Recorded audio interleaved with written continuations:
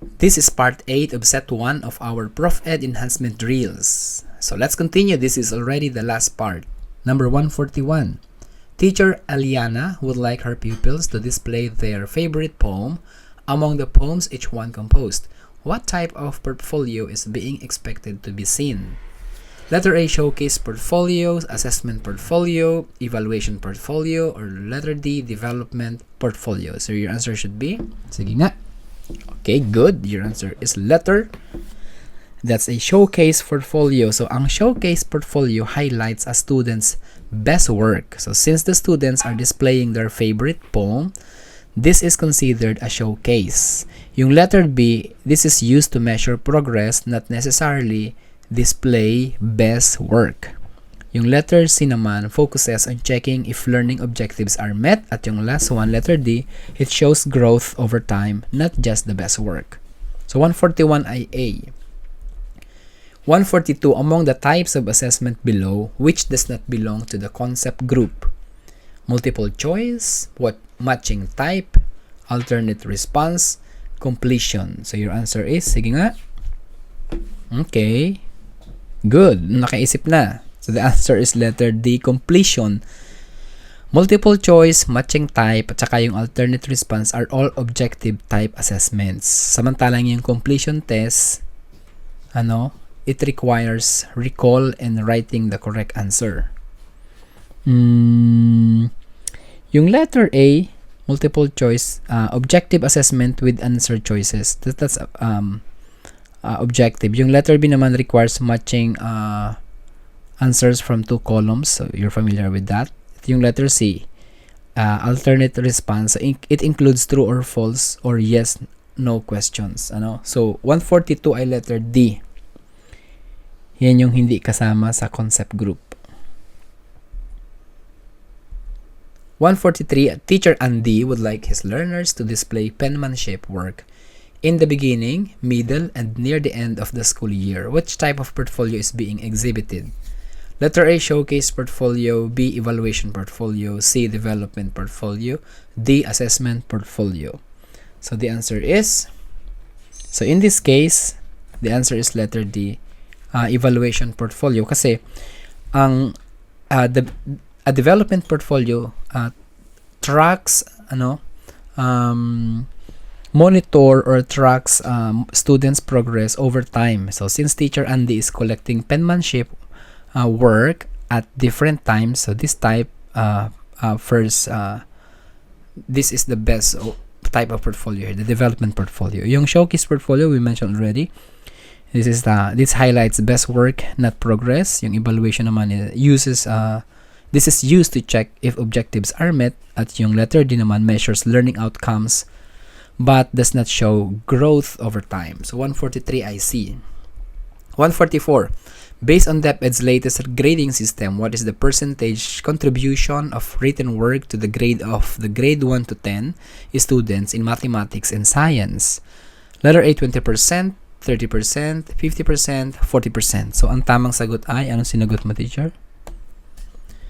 It should be 40%. So based on DepEd's grading system, written work contributes 40% to the final grade in mathematics and science. So 20% is too low, and this is for quarterly assessment in some subjects. Yung 30% naman is incorrect because percentage for written work is should be 40. Yung letter C naman, it's too high, so no subject allocates this much to written work. So now 144 ay letter D. And 145, access all the learning areas. What is the percentage contribution of quarterly assessment to the grade of the learner from grades 1 to 10? Letter A, 30%, 20%, 10%, 25%. So what's your answer, teacher? So the answer is 10%. So DepEd's grading system states that quarterly assessment contributes 10% to the final grade for grades 1 to 10. So 30% is too high for quarterly assessment, 20% is incorrect for this component, at yung letter D naman, 25% is not the standard percentage in DepEd's policy. So 145 ay letter C. Number 146, as an application of extrinsic motivation, what elements is used in giving big raffle prizes to the teachers during annual Christmas parties? Letter A, value of rewards. B, praise device. Letter C, frequent rewards. And letter D, high expectation. So, what's your answer, teacher? Okay, good. The answer is letter A, value of reward. So, big raffle prizes are given to increase motivation through extrinsic reward. So, this emphasizes their value. Yung letter B involves verbal recognition, not prizes. Yung letter C naman refers to how often rewards are given, not their value. At yung letter D is related to performance, not incentives. So, 146 ay letter A. 147, in his math class, student Blue gets a numerical grade of 80. What is the descriptor for his level of proficiency? Satisfactory, very satisfactory, did not meet expectation, this is fairly satisfactory of reward. The answer is, okay, sige nga. Okay. 147 is A, satisfactory. So, in DepEd's grading system, a score of 80 corresponds to satisfactory in proficiency levels. Yung letter B requires a higher grade like 85 to 89. Yung letter C naman did not meet expectations, so it applies to grades below 75. At yung letter D, very satisfactory of reward, so it's not a valid grading descriptor. So 147 is A. 148, for the learning areas of MAPE and TLE, which components has or have the biggest percentage contribution or contributions to the student grade? Letter A, quarterly assessment and performance. B, quarterly performance. C, performance tasks. D, written work. So, anong sinagot mo, teacher? 3, 2, 1. Okay, good. Performance tasks ang sagot dito, 148, kasi in MAPE and TLE, performance tasks have the highest weight because these subjects focus on skill application. So, yung letter A, quarterly assessments have a lower percentage. Yung letter B naman, it's not a correct category in DepEd system. At yung letter D has the lower weight in skill-based subjects. So, 148 I see. 149, considering the percentage contribution of the grade, what can you infer from DepEd's emphasis on learning and assessment? Letter A, the emphasis quarterly assessment. All components are equally emphasized. The emphasis depends on the grade level. And letter D, the emphasis for all grade 1 to 10 is on performance tasks. So 149, the answer is correct. Letter D. So DepEd emphasizes performance tasks in grading to ensure students develop practical skills. Yung letter A, quarterly assessment have the lower weight. Yung letter B naman, all components are equally emphasized.